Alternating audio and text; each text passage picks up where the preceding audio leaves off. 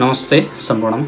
आज मैले सीताको जन्म जमिनबाट भयो भन्ने कुरा सत्य हो या झुटो हो भन्ने विषयलाई लिएर उपस्थित भएको छु। सीताको जन्मको विषयलाई लिएर विभिन्न किसिमका भनाइहरू, विभिन्न किसिमका किंवदन्तीहरू हामीले सुन्ने गरेका छौँ, पढ्ने गरेका छौँ। तर के ती सबै सत्य हुन् त, अथवा जमिनबाट मानिसको जन्म हुन सम्भव छ त भन्ने विषयलाई लिएर आज मैले मेरो अध्ययनले जे भेटाएको छु मैले यहाँहरूसँग पस्कने प्रयास गरेको छु। आशा छ यसले यहाँहरूमा पनि सकारात्मक सन्देश जानेछ र वैदिक धर्मभित्र रहेका केही किसिमका भ्रमहरूलाई चिर्नको लागि यसले सहयोग गर्नेछ भन्ने मैले विश्वास लिएको छु। नेपालको जनकपुरमा जन्मिएकी सीता, जसलाई नेपालको राष्ट्रिय विभूतिमा पनि मानिन्छ, एक विभूति हुन् सीता। र उनको चरित्र उच्च चरित्र थियो र धर्मपरायणता र प्रजाप्रतिको जुन उनको कर्तव्य थियो अथवा प्रजावात्सल्यता कि प्रतिमूर्ति भएकी कारणले उनलाई उच्च आदर्शताका साथ अथवा उच्च आदर्शताको रूपमा उनलाई पुज्ने गरिन्छ, माता सीताको रूपमा पुज्ने गरिन्छ। हिन्दू धर्ममा एउटा उच्च स्थान सीताको पाइन्छ र उनको जन्मको विषयलाई लिएर भने विभिन्न किसिमका किंवदन्तीहरू हामीले सुन्ने गरेका, पढ्ने गरेका छौँ।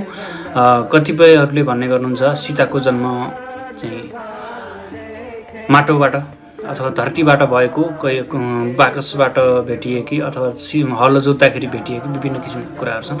तिनलाई मैले पस्कने प्रयास गर्दैछु आज। सीता उत्पत्तिको कथाको बारेमा सीता व्रत महात्म्यमा पद्मपुराण र भविष्य पुराणमा विस्तारले लेखिएको छ भने निमिवंशज राजा शिरध्वज अकाल परेको कारणले गर्दा सुनको हलोले यज्ञभूमि जोतिरहेका थिए। त्यसै बेला हलोको अगाडिको भागले लागेकाले दिव्य कन्या उत्पन्न भइन् भन्ने कुरा पनि हामीले त्यहाँ पाउँछौँ।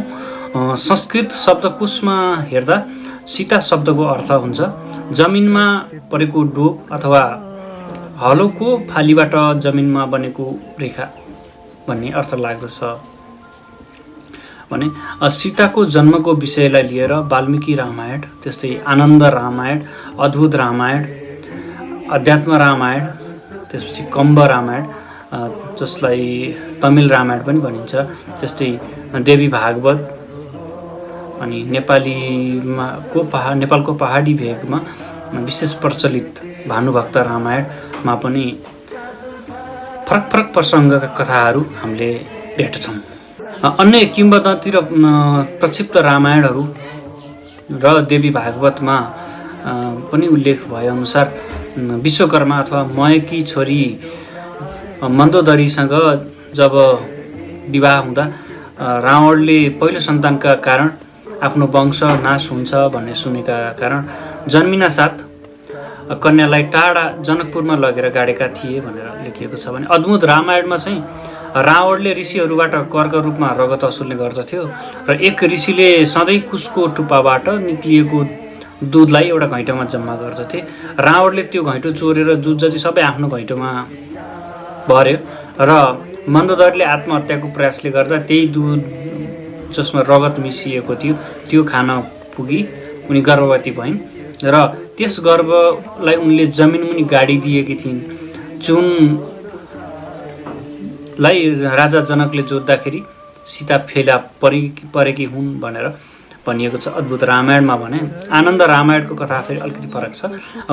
त्यसमा चाहिँ सीताको जन्म एउटा ब्राह्मणले बाकसमा कन्या भेटाए मिथिलाको, र त्यो बाकस चाहिँ उनले राजालाई दिन चाहे, राजा जनकलाई बुझाए र त्यो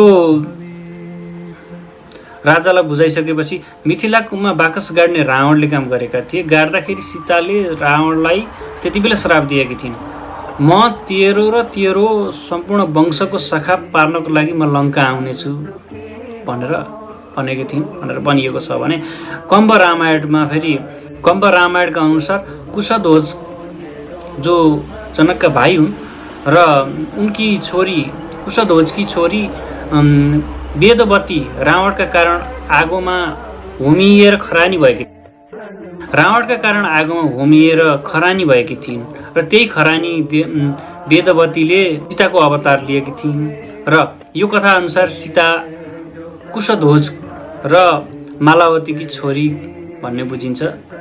त्यस्तै तुलसीदासले पनि आफ्नो रामचरितमानस जुन नेपालको तराई क्षेत्रमा विशेष गरी र भारतका विभिन्न ठाउँहरूमा बढी चर्चित मानिन्छ, त्यहाँ पनि उनले चाहिँ सीताको जन्म पृथ्वीबाट नै भएको भनेर उल्लेख गरेको पाइन्छ।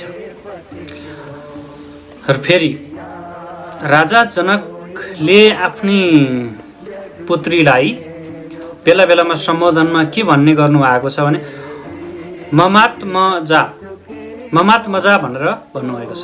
ममात्मजा भन्ने शब्दको अर्थ मेरी पुत्री भन्ने नै हुन्छ। त्यस्तै सीताले उर्मिलालाई जो लक्ष्मणकी पत्नी हुन् उनलाई बोलाउँदाखेरि पनि अनुजा भनेर भन्नुभएको पाइन्छ। अनुजाको अर्थ हुन्छ कान्छी अथवा पछि उत्पन्न भएकी। र शिवपुराणमा पनि सीताकी आमाको नाम उल्लेख छ।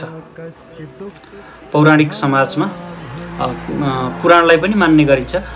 पुराणबाट हेर्दाखेरि शिवपुराणको पार्वती खण्डको 2:29 सीताकी आमाको नाम उल्लेखित छ। म त्यसलाई अहिले पढेर सुनाउन चाहन्छु। धन्या प्रिया द्वितीया तु योगिनी जनकस्य च तस्य कन्या महालक्ष्मीर्नाम्ना सीता भविष्यति, जसको नेपाली अर्थ हुन्छ जनककी दोस्री पत्नी धन्य हुन् जसले सीता जस्ती पुत्री जन्माएकी छन् भनेर, अथवा जसले चाहिँ सीता नामकी कन्याको जन्मदिन जो प्रसिद्ध हुनेछ सीता नामले भनेर लेखिएको छ। त्यस्तै अब हामीहरू वाल्मीकि रामायणको बालकाण्डतिर हेरौँ भने त्यहाँ पनि यो कुरा भेटिन्छ।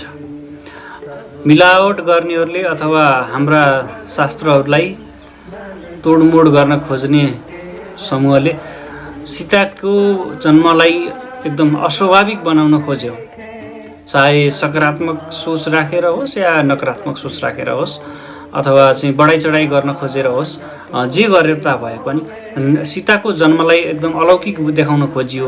तर उनीहरूले यो श्लोकलाई चाहिँ हटाउन बिर्सेछन्, जुन म अहिले यहाँहरूलाई सुनाउँदैछु।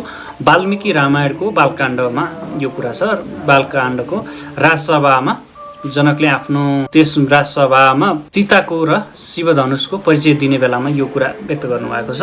वीर शुक्लेति मे कन्या नाम्ना सीतेति विश्रुता योगिन्यां स्तनयां तां तु वर्धमानां ममात्मजां वरयमासुरागम्य राजनो मुनिपुङ्गव तेषां वरयतां कन्यां सर्वेषां पृथिवीच्छिताम् वीर शुक्लेति भगवन्न ददामि सुतामहं। योगिनीको गर्भबाट उत्पन्न सीता नामबाट प्रसिद्ध मेरी वीर शुक्ला पराक्रम देखाएर प्राप्त गर्न योग्य कन्यालाई युवा अवस्थामा भएको देखेर उनीसँग विवाह गर्न अनेक देशका राजाहरू आएका छन्। मैले ती राजाहरूलाई भनेको छु कि ती कन्या वीर शुक्ला हुन्, अत बिना पराक्रमको परीक्षा लिएर म आफ्नी कन्या कसैलाई दिने छैन भनेर। यसरी हेर्दा माता सीताको माताको नाम पनि दिएको छ, योगिनी भनेर नाम जुन किटान भएको छ। यदि धरतीबाट जन्मेकी हुन्थिन् भने सायद उनको माताको नाम त नहुनु पर्ने, तर यहाँ माताको नाम पनि उल्लेख छ जुन वाल्मीकि रामायणमा। वाल्मीकि रामायण कालको समकालीन ऋषि वाल्मीकिले लेखेको रामायण भएको कारणले यसलाई अलिकति आधिकारिक रामायण मानिन्छ अरूभन्दा। र किनभने समकालीन त्यस समयका ऋषि हुन् वाल्मीकि, त्यसकारण यो आधिकारिक सबैभन्दा प्रमाणित रामायण मान्ने गरिन्छ। त्यसको विशुद्ध रामायणमा यो कुराहरू उल्लेख भएको छ। यसरी हेर्दा माता सीताको जन्म मैथुनिक प्रक्रियाद्वारा नै भएको देखिन्छ। राजा जनक र राजा जनककी कान्छी दोस्री पत्नी भनेर भनिएको छ, कान्छी पत्नी योगिनीका गर्भबाट जन्म भएको देखिन्छ। अब जसरी कुनै पहाडलाई कसैले उचालेर लिएर हिँड्न सक्दैन, त्यस्तै कसैले चन्द्रमालाई 2 टुक्रा बनाउन असम्भव मानिन्छ, सूर्यलाई निल्न असम्भव मानिन्छ, सन्तानको विवाह कसैले भन्यो भने त्यो असम्भव मानिन्छ। त्यस्तै कोही धरतीबाट जन्मियो भनेर भन्ने कुरा पनि कसैले पत्याउँदैन, अस्वाभाविक अथवा असम्भव नै हुन्छ। किनकि ईश्वरको नियम सार्वकालीन, सार्वदेशिक, सार्वभौमिक नै हुन्छ। ईश्वरले स्वयं नै त्यो आफ्नो नियमलाई तोड्न सक्नुहुन्न भने मानिसले त्यसलाई तोड्न सक्ने कुरा असम्भव नै भयो, हैन? त्यस कारणले र यसरी हेर्दा माता सीताको जन्म धरतीबाट होइन कि मानिसकै कोखबाट भएको थियो र सीताकी आमाको नाम योगिनी थियो भनेर मैले यहाँ अरू समक्ष प्रस्तुत गरेँ। सीताको जन्म कहिले भएको थियो अथवा कुन उमेरमा भएको थियो भन्ने विषयमा र अन्य विषयहरूमा थप भिडियोहरू प्रस्तुत गर्दै जाने नै छु। अहिलेलाई भने म बिदा हुन्छु। हस्त यहाँ साथसाथै यस भिडियोलाई हेरिसकेपछि तपाईँलाई के कस्तो लाग्यो, सुधार गर्नुपर्ने कुराहरू के रहेछन्, ती कुराहरू पनि बताइदिनु होला र मलाई थप प्रेरणा दिनु होला भन्दै अहिले भने म बिदा हुन्छु। हस्त नमस्ते।